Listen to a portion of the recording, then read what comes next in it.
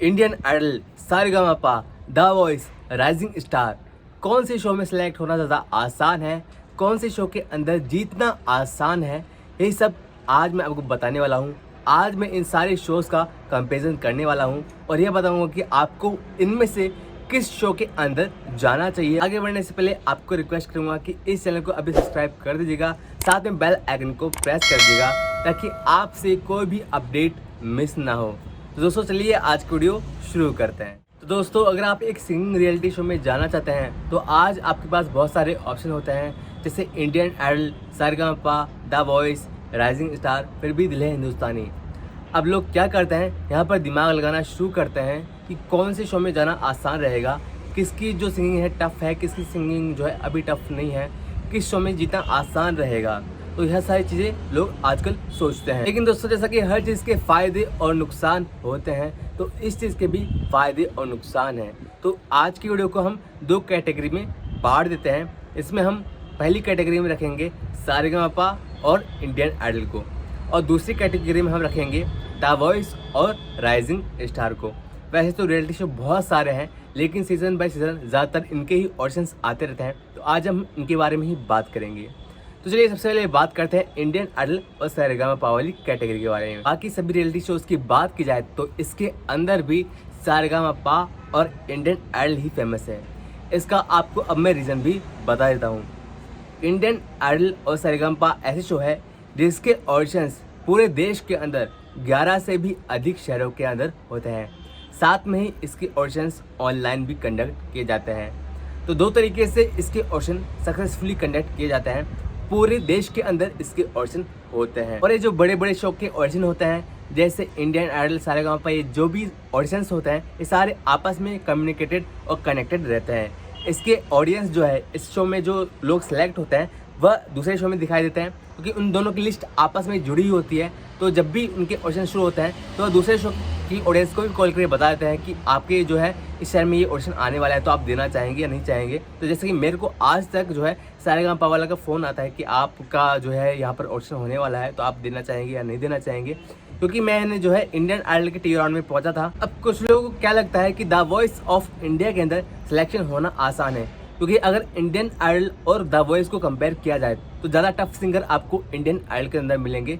Voice of India के अंदर आपको इतने टफ सिंगर नहीं मिलेंगे, और उसका क्या रीज़न है मैं आपको बता देता हूँ। तो देखिए, इंडियन आइडल के अंदर आपको टफ सिंगर्स इसलिए दिखते हैं क्योंकि उसकी ऑडिशंस इंडिया के 11 से भी अधिक शहरों के अंदर होते हैं, जबकि आपको द वॉइस ऑफ इंडिया और राइजिंग स्टार के अंदर इतना टफ कॉम्पिटिशन देखने को नहीं मिलेगा, क्योंकि उनके ऑडिशंस पूरे इंडिया में केवल 4 शहरों के अंदर होते हैं। जी हाँ दोस्तों, इन दोनों ऑडिशंस की जो भी चीज़ें होती है ये सिर्फ 4 शहरों के अंदर ही होती है। और जाहिर सी बात है, जब पूरा देश कॉम्पीट कर रहा है तो कॉम्पिटिशन तो टफ होना ही है, और द वॉइस इसी कारण वहाँ पर जो है उतने हाई लेवल के सिंगर्स नहीं रह पाते हैं जितने आपको इंडियन आइडल में देखने को मिल जाते हैं। तो अब फिर से इंडियन आइडल और सारेगामापा को एनालाइज करते हैं। अब देखिए, इंडियन आइडल और सारेगामापा के जो ऑडिशन हैं 11 से भी अधिक शहरों के अंदर हो रहे हैं, मतलब वहाँ पर सीटें भी ज़्यादा हैं और आप लोग को देखा और सुना भी ज़्यादा जा रहा है।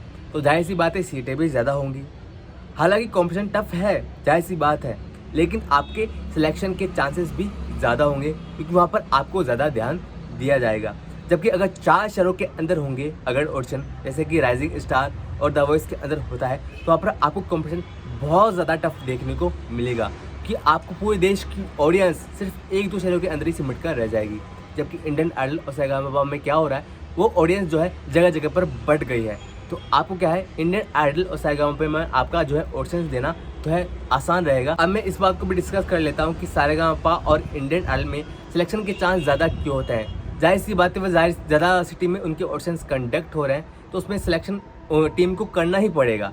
लेकिन द वॉइस और राइजिंग स्टार में क्या होता है, 4 सिटीज़ के अंदर ही ऑडिशन होता है, तो क्या करते हैं डायरेक्टली ही अच्छे अच्छे सिंगर्स को कांटेक्ट कर लेते हैं जो पहले किसी शो के अंदर दिखाई दे चुके हैं, उनको कांटेक्ट कर लेते हैं और डायरेक्ट उनको ही बुला लेते हैं आपका सिलेक्शन हो ही नहीं पाता और आप डायरेक्ट घर पे आ जाते हैं। डायरेक्ट उनको वहीं से चुन लिया जाता है और फिर वो ऑडिशन जो है नाम के रह जाता है कि वो पहले ही कम सिटीज़ के अंदर होते हैं और उसके अंदर भी उनके खुद के जो है कंटेस्टेंट ही बिठा लिया जाता है, तो आपके सिलेक्शन के चांस वैसे ही कम हो जाता है। और अब देखिए द वॉइस और राइजिंग स्टार के ऑडिशन जो है गिने चुने शहरों में होते हैं, तो जाहिर सी बात है वहाँ पर धांधली भी बहुत ज़्यादा होती है, तो वहाँ पर सिलेक्शन के चांसेस बहुत कम हो जाते हैं और कई बार तो आपको पता लग ही नहीं पता है कि वहाँ पर ऑडिशंस भी हो रहे हैं या नहीं। वहाँ पर उतना गाइडेंस और टीम वर्क उतना नहीं मिल पाता है जितना आपको सारेगामापा और इंडियन आइडल में देखने को मिलता है। तो अगर मेरी मानी जाए तो इंडियन आइडल और सारेगामापा में सिलेक्शन के चांस ज़्यादा हैं, हालांकि चाहे जीतने के चांस कम हो। वहीं अगर दूसरी तरफ वॉइस ऑफ इंडिया और राइजिंग स्टार को देखा जाए तो वहाँ पर सिलेक्शन के चांस बहुत कम हो जाता है, लेकिन जीतने के चांस ज़्यादा हो जाता है। तो मेरी माने तो आपको ऐसे ऑडिशंस के अंदर जाना चाहिए जिसके ऑडिशन ज़्यादा जगह पर हो रहे हो और बिल्कुल फ्री हो। तो दोस्तों यही था आज का वीडियो। बाकी अभी भी आपका कोई सवाल हो तो मुझे कमेंट बॉक्स में कमेंट कीजिएगा, मैं उसका जवाब ज़रूर दूंगा। बाकी आप मुझसे पर्सनली बात करना चाहते हैं तो आप मुझे इंस्टाग्राम पर मैसेज कर सकते हैं। मेरी इंस्टाग्राम आईडी है @प्रवीण_सिंह_ऑफिशियल, इसकी लिंक आपको डिस्क्रिप्शन के अंदर मिल जाएगी।